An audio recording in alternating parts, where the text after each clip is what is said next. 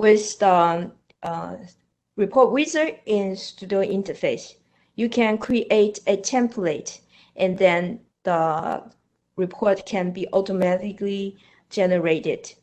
It can save you a lot of time. So let's look at how to use this feature in Studio.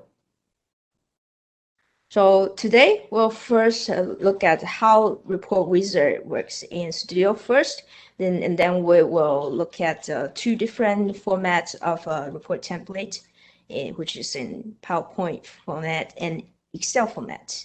And then we will look at the new features in version 2021 that can help you to create a lot less templates for the same result.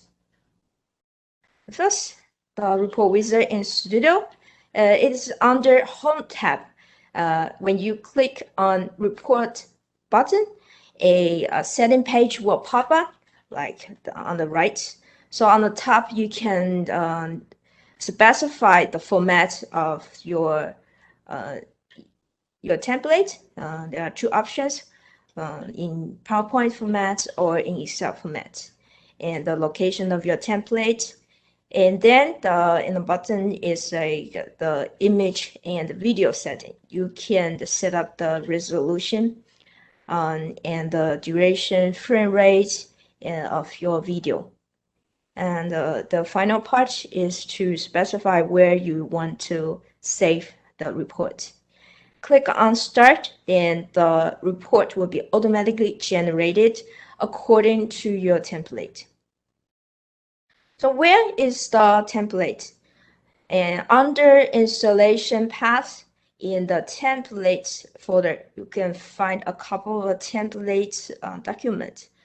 For PowerPoint formats, you can find one named the Studio template, the other named the Studio General template.